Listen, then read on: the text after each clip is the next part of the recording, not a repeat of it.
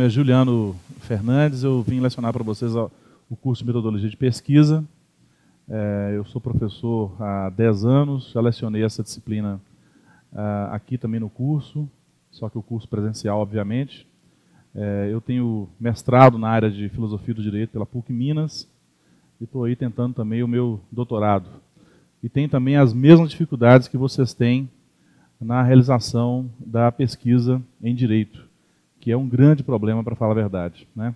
E aqui eu trouxe algumas dicas, alguns toques para poder contribuir na construção dessa pesquisa, até porque eu sei que um curso de pós-graduação é um curso mais rápido, né? Às vezes nem dá muito tempo para poder realizar essa pesquisa, então eu vou tentar ser bastante objetivo e passar umas dicas que com certeza vão contribuir para que esse trabalho saia um pouco mais, claro, mais bem feito e num tempo mais viável também, né?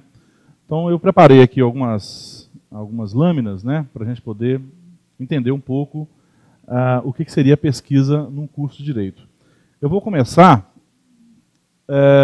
eu coloquei aqui 5 fases, e na fase 1 eu vou apresentar alguns conceitos básicos da pesquisa. Eu sei que muita gente deve ter tido contato com esses conceitos, mas algumas pessoas não tiveram, outras pessoas também que tiveram já esqueceram. Então é importante a gente entender, ou pelo menos revisitar alguns conceitos de o que seria uma pesquisa em Direito, né? Então essa primeira fase vai chamar exatamente conceitos básicos relacionados à pesquisa. E aqui eu já vou apresentar uma pequena distinção, que eu tenho certeza que quase todo mundo deve lembrar, mas é sempre bom, né, dar uma volta nesses conceitos, que é exatamente a distinção de o que seria um conhecimento científico e o que seria um conhecimento do senso comum. Vocês devem se lembrar disso naquelas disciplinas de introdução ao estudo de direito ou de metodologia de pesquisa que vocês fizeram na faculdade. Bom, aqui tem umas pequenas características, né, de o que seria o senso comum e o que seria o conhecimento científico. O senso comum, como principais características, é claro que existem livros que podem apresentar outras características que não estão aqui no quadro, mas eu elenquei aqui as principais características. Como principais características do senso comum, nós temos a solução de problemas imediatos, que seria talvez a grande característica do senso comum, ou seja, eu me utilizo de um conhecimento do senso comum para encontrar soluções para problemas imediatos. Por exemplo, eu estou gripado, o que eu vou tomar quando eu estou gripado, né? Tomo uma aspirina, ou tomo um chazinho de mel, ou alguma coisa nesse sentido. Então aquilo eu sei que eu acredito que aquilo pode ter a possibilidade de solucionar esse problema, né? Tem um caráter utilitarista, é claro que o senso comum ele me serve como uma grande utilidade para o meu dia a dia, né? Eu utilizo aquilo o tempo inteiro como solução desses problemas. O senso comum ele tem uma subjetividade e, por isso, um baixo poder de crítica, ou seja, o senso comum ele é passado, né, de tradição. Normalmente nós aprendemos algumas coisas com os nossos avós, com os nossos pais, e aquilo vai sendo passado de geração em geração, e isso, obviamente, ele tem um caráter muito subjetivo e tem um baixo poder de crítica. Eu não posso utilizar de um conhecimento que eu adquiro por meio do senso comum para tentar apresentar um tipo de crítica. Por exemplo, algo que nós usamos muito no senso comum, quando nós vamos criticar a política no Brasil, é dizer que a política no Brasil é um absurdo. Ou seja, essas palavras são palavras do senso comum e que têm uma linguagem muito vaga, até porque eu não sei o que significa esse chamado absurdo na política brasileira, por exemplo. Vou dizer que o político brasileiro, de uma forma geral, ele é corrupto, né? Mas esses conhecimentos eles também são do senso comum e nós não temos nenhum tipo de aprofundamento para saber realmente o nível da corrupção na política brasileira. Nós temos essas informações a partir dos nossos jornais e nós não temos esse tipo de aprofundamento. Outra característica do senso comum é o que eu acabei de dizer, é a chamada linguagem vaga, né? Palavras como absurdo, elas não representam o que realmente é aquele objeto, né? Eu não conseguiria traduzir isso para uma linguagem científica. O conhecimento científico, na realidade, ele tem como principais características, como eu disse também, né? Vocês podem encontrar outras características, mas como principais, a busca de princípios explicativos, ou seja, eu utilizo o conhecimento científico para compreender princípios explicativos de algum objeto específico de pesquisa. No caso aqui, como nós estamos falando do direito, né? E o direito é uma ciência, em algum aspecto ele é uma ciência, e daqui a pouco eu vou falar exatamente de que tipo de ciência seria esse direito, eu busco compreender quais são os princípios explicativos de algum dos meus objetos de investigação dentro do direito. Por exemplo, o processo, por exemplo, o direito tributário, os tributos, as penas, os crimes, seja algo nesse sentido. Outra grande característica do conhecimento científico, que talvez seja uma das maiores diferenças em relação ao conhecimento do senso comum, é a ideia de que o conhecimento científico ele sempre parte de uma dúvida, né? Eu tenho que realmente ter uma dúvida que eu não consigo uma resposta fácil para ter a necessidade de desenvolver uma pesquisa científica. Se eu estou diante de uma dúvida que uma mera pesquisa a doutrinas, né, no caso do direito, ou a jurisprudências, ou a artigos de revista, ou qualquer outra coisa, eu encontro uma resposta fácil, essa dúvida minha ela não é uma dúvida que justificaria uma pesquisa científica. Então eu tenho que estar diante de uma dúvida que realmente me faz, né, movimentar toda uma metodologia científica para tentar encontrar uma solução para essa dúvida. Outra característica do conhecimento científico seria a ideia de uma racionalidade. É claro que no senso comum existe uma racionalidade, mas qual que seria a diferença de uma racionalidade no senso comum para uma racionalidade de um conhecimento científico? A racionalidade no conhecimento científico ela tem que ser algo aceitável, né? Eu tenho que me utilizar de algum tipo de recurso para demonstrar para os meus leitores que aquilo que eu estou dizendo, de algum modo, parte de algo realmente aceitável, né? E aí depois também nós vamos falar um pouco sobre isso lá na frente, quando eu estiver exatamente falando do desenvolvimento da pesquisa em si. Vocês vão entender isso um pouco melhor. Então a racionalidade aqui seria o quê? A racionalidade, como foi dita no senso comum, é uma racionalidade subjetiva, algo difícil de ser, de certo modo, aceitável nos dias de hoje. A racionalidade no conhecimento científico, existem duas perspectivas, né? Uma que diz que ela tem que ser objetiva, que é algo ainda um pouco criticado, e outra que diz que ela tem que ser uma racionalidade intersubjetiva, que também nós vamos falar daqui a pouco o que seria essa racionalidade intersubjetiva. Outra característica do senso comum é a linguagem específica. Ou seja, do conhecimento científico seria a linguagem específica. No conhecimento científico eu procuro sempre me utilizar de uma linguagem que ela possa ser traduzida para os meus leitores. Então, quando eu utilizo de alguma linguagem do tipo, tal lei assim, X, ela é inconstitucional, eu tenho que traduzir o que eu entendo por inconstitucionalidade, até para que as pessoas entendam o que eu estou querendo dizer. Então, eu sempre tenho que utilizar essa linguagem específica e traduzir essa linguagem para que as pessoas entendam. Então, quando eu digo que algo é democrático ou não, eu também tenho que traduzir para as pessoas o que é ou o que seria essa democracia. Até porque o conceito de democracia, né, ele existe desde a Grécia Antiga até os dias de hoje. Então eu tenho o conceito de democracia de Platão, de Aristóteles, tem conceito de democracia de Santo Tomás de Aquino, tem conceito de democracia de Kant, e assim por diante, até chegar aos dias de hoje, com Habermas, com Dworkin e autores mais contemporâneos. Então é um conceito extremamente, vamos dizer assim, que existem inúmeras traduções desse conceito, e eu tenho que ser mais específico naquilo que eu estou tentando dizer numa pesquisa científica. E outra grande característica do conhecimento científico, que é exatamente uma forma de ruptura com um padrão de ciência que existia há 200 anos atrás, mais ou menos, é a ideia de que o conhecimento científico hoje, na contemporaneidade, ele é um conhecimento científico hipotético, ou seja, ele é falível, não é? Tudo aquilo que vocês estão propondo na pesquisa científica de vocês é passível de uma discussão, né? É passível de uma renovação, é passível, inclusive, de cair por terra, né, na linguagem, vamos dizer assim, na linguagem mais vulgar, né? Ou seja, aquele conhecimento que você está produzindo não é uma verdade absoluta, algo que já se acreditou em algum tempo na filosofia, que essas verdades elas eram possíveis. Hoje em dia, já entendemos que verdade absoluta ela não existe, né? Então é exatamente por isso que o conhecimento científico ele tem um caráter hipotético, né? Ele não tem pretensões de produção de uma verdade absoluta. Então essa seria só para poder relembrar aqui quais seriam essas distinções entre o senso comum e o conhecimento científico, até para a gente entender que o que nós vamos apresentar aqui é a proposta de uma construção de um conhecimento científico. Ou seja, a pesquisa, o trabalho de conclusão de curso de vocês, que pode ser uma monografia ou pode ser um artigo, né? Ele não deixa de ser uma produção de um conhecimento científico. Então é importante lembrar dessas características, né? Bom, o que é pesquisa em direito? Aqui uma visão global sobre a pesquisa nos dias de hoje, né?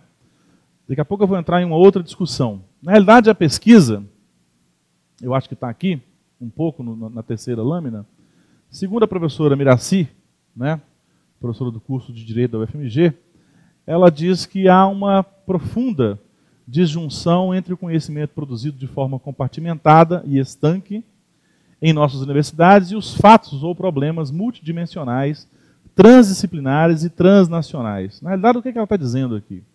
Todo aquele conhecimento que nós adquirimos na faculdade, né, que é todo compartimentado, Direito Civil 1, Direito Civil 2, Direito Civil 3, Direito Penal 1, Direito Penal 2 e 3, Direito Constitucional 1 e 2, Processo 1 e 2, ou seja, essa compartimentação do direito, na realidade, ela não serve, vamos dizer assim, ela serve para um aspecto, que seria um aspecto didático, vamos dizer assim, mas ela não serve para um outro aspecto, que é o enfrentamento, né, de problemas que, na realidade, como está dito aqui pela professora Miraci, de problemas que são multidimensionais, que são transdisciplinares, que são transnacionais, né? Os problemas da realidade, eles não são problemas meramente jurídicos. Os problemas da realidade não são problemas meramente do direito penal, do direito processual, do direito civil, né? Existem problemas da realidade que eles, na realidade, eles englobam diversas áreas do conhecimento, a filosofia, a sociologia, a economia, a política, né, a religião, se vocês quiserem tratar dessa forma. Então, aqui já tem uma primeira noção do que seria uma pesquisa, né? Porque nós já começamos com um certo problema aqui, né? Que é o enfrentamento dessa realidade. Eu não consigo solucionar os problemas que são conhecidos de uma forma um tanto quanto inadequadas, como tipicamente do direito, somente pela ótica do direito, vamos dizer assim. E aqui eu apresentei na lâmina anterior o que seria um conceito de complexidade, ou seja, tudo aquilo que a professora Miraci está dizendo ali atrás, que são os problemas multidimensionais, né, transnacionais, interdisciplinares, que ela está apresentando ali atrás, é exatamente aquilo que pede para que nós tenhamos uma certa consciência de uma complexidade, ou seja, a realidade, que é aquilo que nós estamos tentando entender, ela é extremamente complexa. É claro que existe um conceito de complexidade, que é um conceito até que alguns devem já ter ouvido falar, que é um conceito de um sociólogo chamado Niklas Luhmann, né? Que ele vai dizer que, na realidade, evolução social significa aumento de complexidade, né? Ou seja, nós estamos vivendo num período de constante evolução. Evolução não é simplesmente eu ter um celular mais moderno, um celular que tira foto de, sei lá, 14 megapixels, ou um celular que conversa com o mundo inteiro, um celular que eu tenha a possibilidade de saber se o trânsito daqui a um tempo ele vai estar ou não, né, engarrafado. Isso não é isso que seria evolução, né? Evolução seria aumentar a complexidade. E o que é aumento de complexidade? Aumento de complexidade é uma hiperdiferenciação social. As nossas sociedades, elas são marcadas por uma hiperdiferenciação.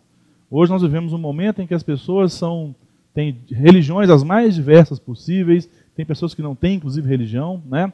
A questão sexual hoje em dia é uma questão muito discutida, né? A questão da homossexualidade, do sexo homem, do sexo mulher, e assim por diante, ou seja, isso é muito discutido hoje em dia no mundo, e o que demonstra exatamente esse aumento de complexidade. Então, o que é essa palavra complexidade?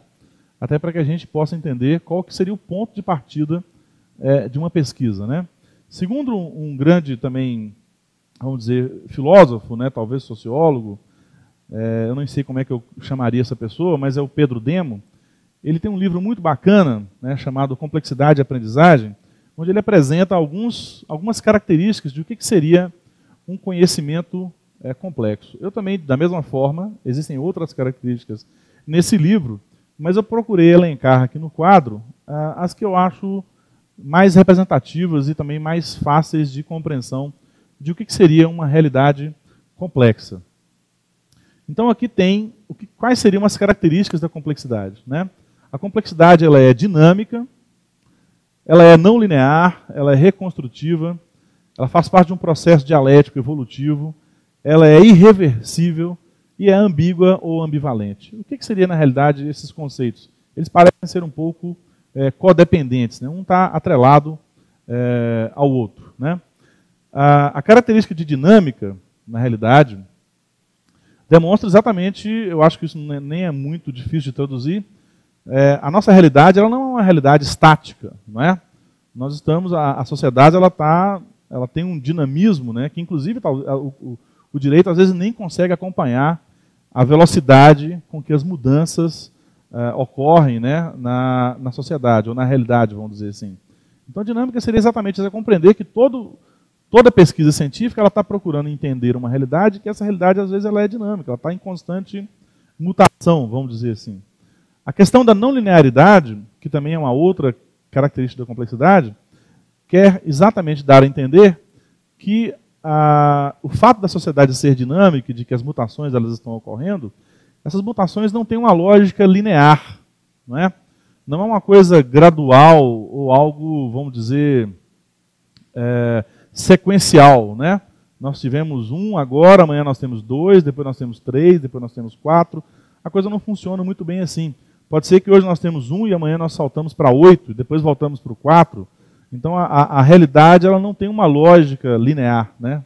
Que é o que nós estamos tentando dizer aqui, do conceito de complexidade. Outra grande característica da complexidade seria a ideia de que ela é reconstrutiva.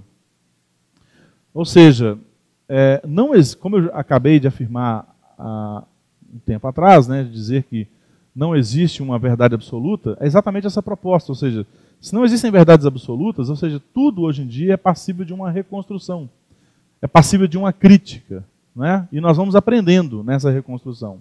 Hoje em dia nós estamos entendendo o que é ser um sujeito em uma sociedade hipercomplexa como a nossa de hoje em dia. Ou seja, nós estamos nos reconstruindo o tempo inteiro. Se nós estamos nos reconstruindo, e a sociedade também ela está se reconstruindo, a pesquisa ela tem que partir desse pressuposto também, né? Que tudo é passível de uma reconstrução. Não há uma única resposta para enfrentamento de alguns problemas, né?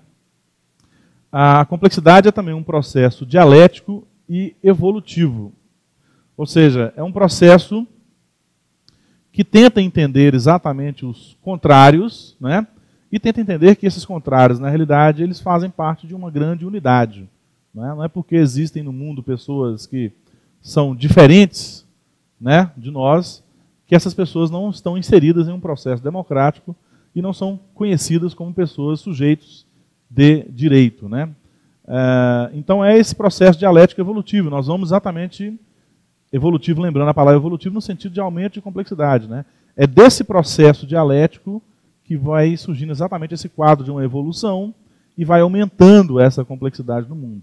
E o grande desafio do direito hoje em dia é exatamente como lidar com esse aumento de complexidade. Como é que o direito consegue lidar com o aumento de complexidade, já que ele tem uma das pretensões que vocês aprenderam nos cursos de direito no primeiro ano, que é a pretensão de universalidade, não é? Hoje em dia se fala, inclusive, num outro conceito que seria de pluriversalidade, né? Que é exatamente o conceito que o direito internacional tem utilizado hoje em dia, né? A irreversibilidade, quer dizer, nós não temos como voltar atrás, tudo que nós já adquirimos não tem como apagar o passado, né? O que nós podemos fazer é aprender com o passado, mas não tem como voltar atrás e apagar aquilo do passado. Então a ideia de reversibilidade é que o mundo, a complexidade ela vai aumentando, mas não tem como reverter mais a situação. Não é isso? Esse quadro ele é irreversível, vamos dizer assim, né? Claro que existem situações que podem sim ser revertidas, mas na questão da pesquisa, na questão da realidade, aquilo já é irreversível. Ou seja, não tem como apagar da memória o fato de nós termos passado, por exemplo, pelo Holocausto, né? Não tem como apagar da memória o nazismo, não tem como apagar da memória o regime militar e assim por diante. Isso é irreversível. O que nós podemos fazer é aprender com esses erros, né, e continuar seguindo à frente, né? A ideia de ambiguidade e ambivalência é exatamente também para demonstrar que hoje em dia, que também é um conceito de complexidade, que hoje em dia os conceitos, né, eles não são mais conceitos, vamos dizer assim, univalentes, né? Por exemplo, algo que se pesquisa muito no direito hoje em dia é a questão da sexualidade, né? Os conceitos de homem e mulher, eles são conceitos plurivalentes, né? Ou também ambivalentes, né?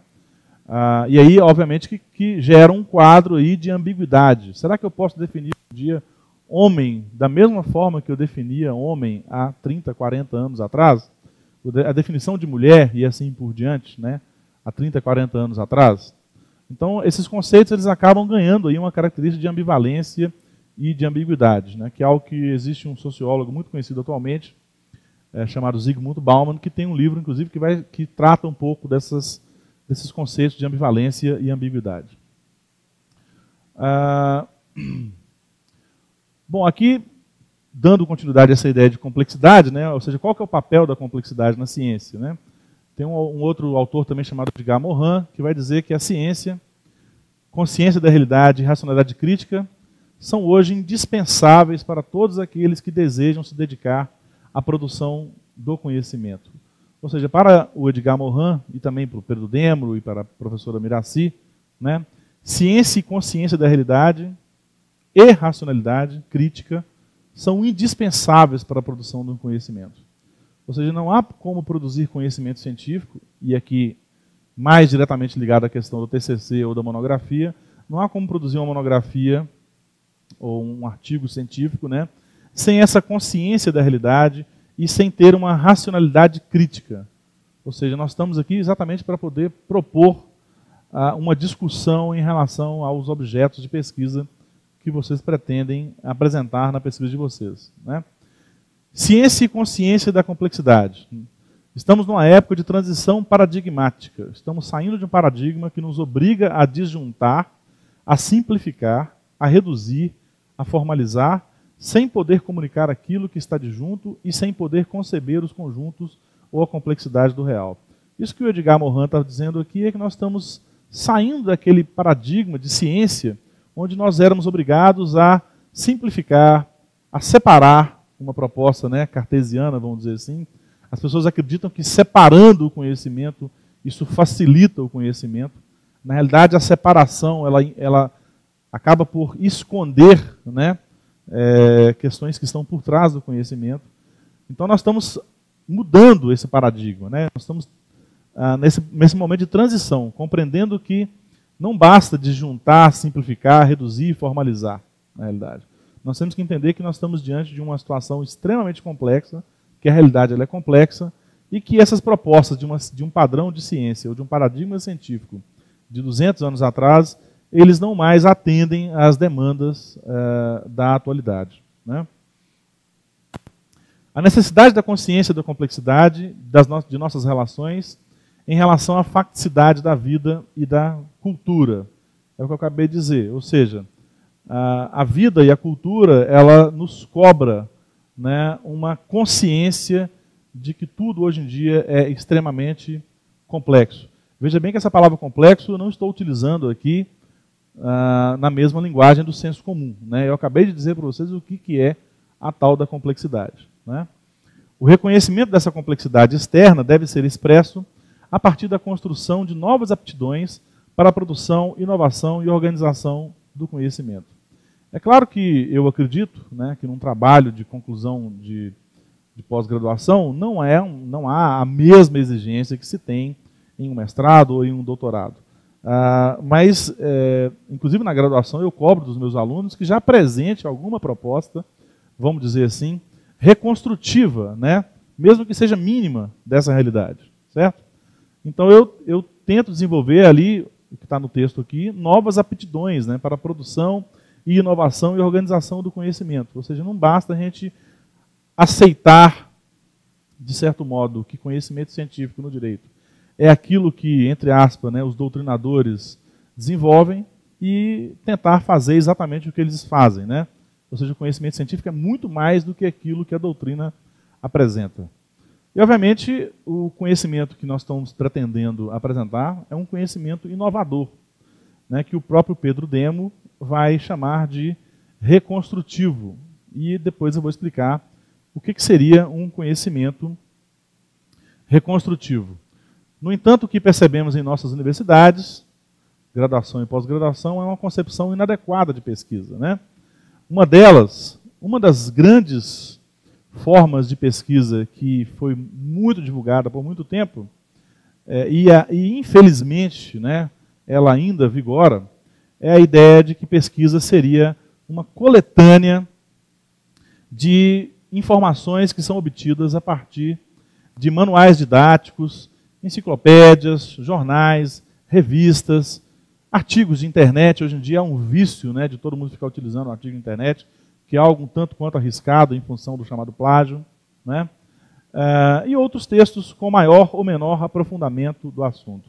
Ou seja, as pessoas acostumaram que pesquisa no direito é você escolher um tema X, por exemplo, vou falar sobre o controle de constitucionalidade, que é algo que, a meu ver, é bastante geral, né, vamos dizer assim, e eu vou, então, buscar doutrinas que tratam do controle de constitucionalidade, apresento ali um emaranhado, né, de citações de vários autores, alguns com afirmações contrárias e assim por diante, e vou fazendo aquela coletânea no meu texto, separo o texto mais ou menos dentro da mesma lógica que a doutrina também fez, e termino o texto sem oferecer nenhum tipo de proposta crítica dentro do texto. É claro que nós não estamos querendo aqui que todo mundo seja o grande inovador da questão, mas eu acho que todo mundo tem que apresentar um mínimo de crítica dentro do seu texto, né?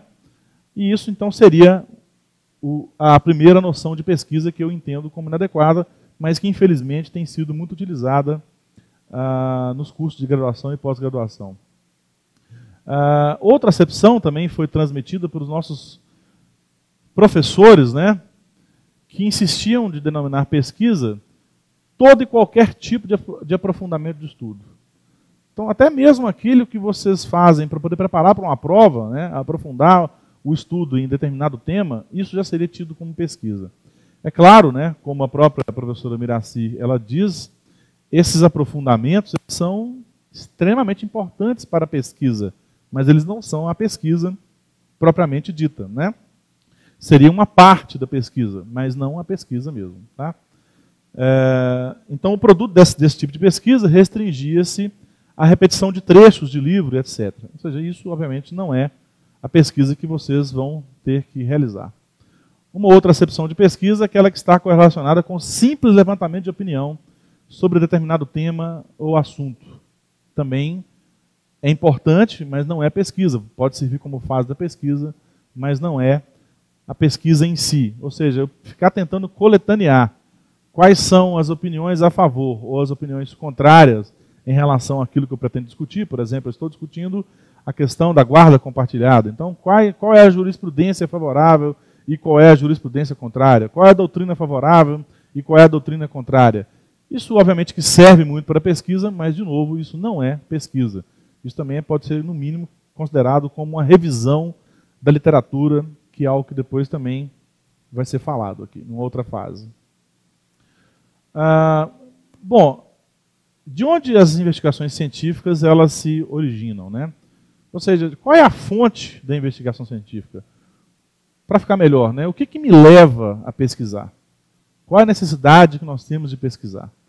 Na realidade, uma definição mais simples de pesquisa poderia ser formulada como a procura de respostas para perguntas ou problemas propostos que não encontram soluções imediatas na literatura especializada sobre o assunto. Então, a origem das investigações científicas é sempre uma indagação, né? Eu sempre parto de uma pergunta, o meu ponto de partida, né, é uma pergunta ou um problema. E é a partir desse problema que eu terei, então, se esse problema for um problema que não tem uma solução imediata, a necessidade de desenvolver uma pesquisa científica, né? Então, a pesquisa sempre origina-se de uma indagação, de uma questão posta pelo pesquisador, sem uma solução imediata. Se a resposta for encontrada com a mera consulta a livros, revistas, jornais, etc., como eu já disse atrás, deve ser considerada como simples aprofundamento de estudo, ou como uma fase da pesquisa que pode ser chamada de revisão da literatura, né? Claro que a pesquisa científica não é o único caminho para a produção do conhecimento ou de verdades. Eu coloquei verdades entre aspas ali, porque eu não estou dizendo, não estou chamando de verdade absoluta, né? Ou seja, o homem tem uma relação com o seu cotidiano e tem necessidade de conhecê-lo e transformá-lo. Mas não necessariamente para isso ele precisa de fazer pesquisa o tempo inteiro, né? Mas existem outras situações que a pesquisa é extremamente necessária. A diferença entre o conhecimento produzido em seu cotidiano e a produção científica é a forma de observação utilizada, algo que eu também já falei lá atrás, a questão do senso comum e do conhecimento científico. O primeiro é, na maioria das vezes, sensitivo ou vivencial, sem a exigência de uma conduta voltada para a sistematicidade de procedimentos. Isso também acho que já foi falado. Eu acho que aqui já dá para a gente poder encerrar esse primeiro bloco, e aí nós continuamos, então, daqui a pouco.